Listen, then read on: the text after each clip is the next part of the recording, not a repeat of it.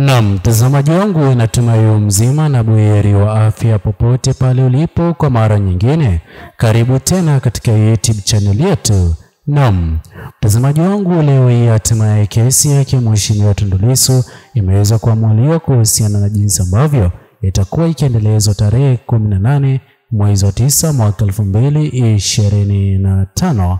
Hatua hii imeweza kuwapa nguvu idadi kubwa ya wafuasi wake Mheshimiwa Tundu Lissu waliokuwa wameweza kujumuika naye huko mahakamani. Ila mtazamaji wangu, kabla niweze kukufahamisha zaidi, kwanza kabisa tungependa wewe hapo uweze kutusupport katika azma yetu ya kufikisha subscribers 100,000. Hili hapa litaweza kufanikiwa iwapo wewe hapo utaweza kuchukua sekunde yako moja kwa kubonyeza alama ya like, kwani kipindi na wakati ambapo utaweza kulike video hii moja kwa moja, YouTube itaweza kusuggest video hii kwa wale wote wanaozidi kufuatilia siasa za taifa la Tanzania. Vile vile kwa wewe hapo kubonyeza maneno yaliyoandikwa subscribe chini ya video hii.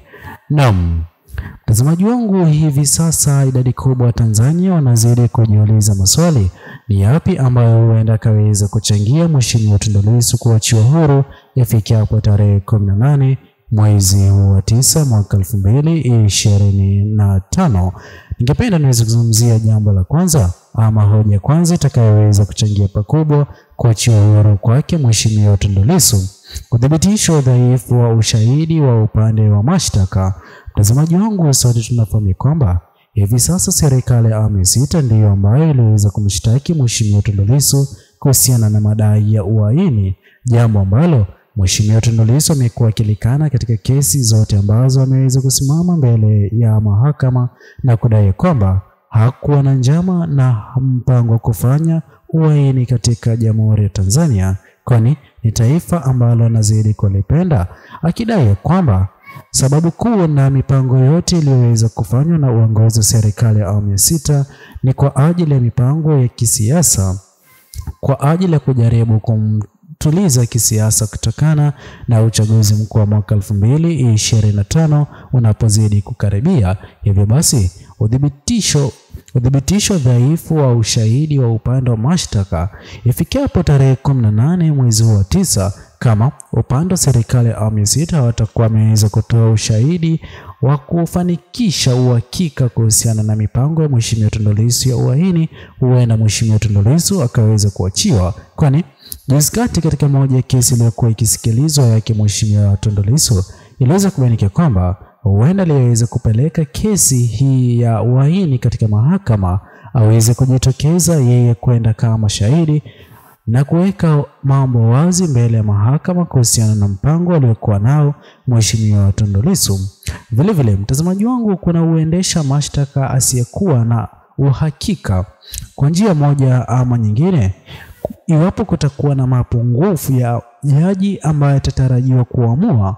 Mtazamaji wangu, hivi sasa jaji yote yule atakayeamua kesi yake Mheshimiwa Tundu Lissu, iwapo ataweza kuamua Mheshimiwa Tundu Lissu kweli kupewa adhabu, moja kwa moja ataonekana kujaribu kuzima ndoto ya Mheshimiwa Tundu Lissu ya kuongoza Jamhuri ya Tanzania, kwani hivi sasa Mheshimiwa Tundu Lissu ako na azma kubwa ya kuongoza Jamhuri ya Tanzania kama rais wa 7 wa Jamhuri ya Tanzania. Vile vile iwapo Mheshimiwa Tundu Lissu ama jaji mkuu katika mahakama, iwapo ataweza kuamua kweli Mheshimiwa Tundu Lissu anastahili adhabu kwa kile ambacho serikali ya awamu ya 6 iliweza kupeleka mashtaka hayo ama madai hayo, basi itaonekana kweli kesi hii iliweza kuhusishwa na mambo ya kisiasa, kwani hii itaweza kuzima azma yake Mheshimiwa Tundu Lissu ya kuongoza Jamhuri ya Tanzania kupatikana na makosa.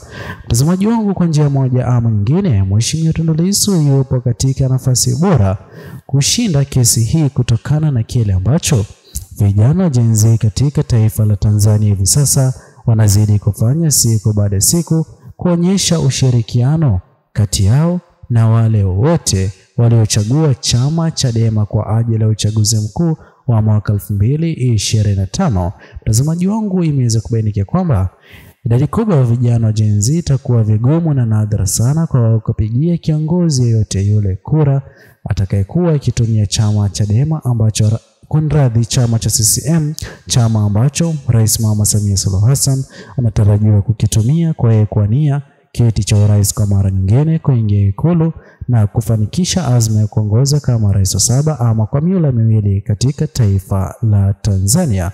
Mtazamaji wangu, pia kuna miongozo ya umma ya kutaka haki iweze kupatikana. Mtazamaji wangu, hivi sasa katika Jamhuri ya Tanzania ni ngumu kupata Mtanzania yote yule ambaye singependa kweli Mheshimiwa Tundu Lissu kuachiwa huru. Vile vile kuna hoja nyingine. Hivi sasa mtazamaji wangu, mataifa ya kigeni yapo mbioni kwa ajili ya kujaribu kuzingatia na kuona kimakini kesi hii yake Mheshimiwa Tundu Lissu ambaye imeweza kurukishwa kwa takriban kwa muda mrefu. Hivi sasa itaweza kuamuliwa kwa njia gani?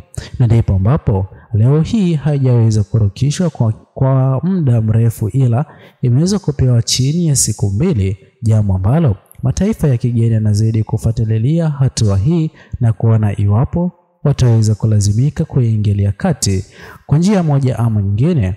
Haya yote mataifa ya kigeni itaweza kufanya kwa ajili ya kujaribu kufanikisha Mheshimiwa Tundu Lissu kupata muda naye kujumuika na wa Tanzania katika mikoa mbalimbali ili aweze kuendeleza uhamasishaji wake aliokuwa akiufanya kabla ya kukamatwa kwake. Mtazamaji wangu, ifahamike Jamhuri ya Tanzania ipo na uhuru mkubwa kwa Mheshimiwa Tundu Lissu kuendeleza uhamasishaji wake kutokana na bunge la serikali ya awamu 6 kuvunjwa mapema mwezi wa 8.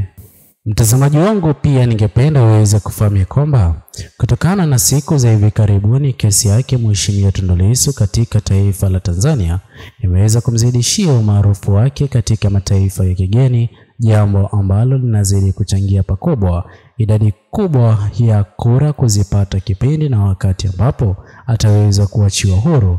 Mtazamaji wangu, amini usiamini, hivi sasa pia mataifa ya kigeni kama nilivyoweza kukufahamisha hapo mbeleni yapo katika mstari wa mbele kujaribu kufahamu ni kipi ambacho wataweza kuchangia iwapo ni vipakatalishi vya upigaji kura ili kura hizi ziweze kuwa za huru na haki, ila huru na haki itaweza kutokea kipindi na wakati ambapo Mheshimiwa Tundu Lissu ataweza kuachiwa huru, huku mengine yaweze kufuatia.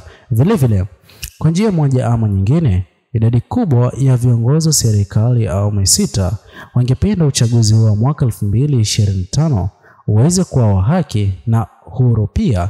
Hivyo basi huenda kaweza kulazimika kumwachia huru Mheshimiwa Tundu Lissu wakati wa mwisho uchaguzi ukiendelea kukaribia, ili kipindi na wakati ambapo uchaguzi huo utaweza kukamilika, madai hayatakuwa ya kwamba Mheshimiwa Tundu Lissu alikuwa ameweza kuzuiwa gerezani, ila alikuwa ameweza kuachiwa huru. Je, mtazamaji wangu, wewe mtazamo wako ni upi? Kesi yake Mheshimiwa Tundu Lissu ikitarajiwa kuendelezwa tarehe 18 mwezi huu wa 9 mwaka 2025. Ni vyema kutoachia maoni yako, ila usisahau kusubscribe, like, comment na kushare video zetu. Bye bye until the next video.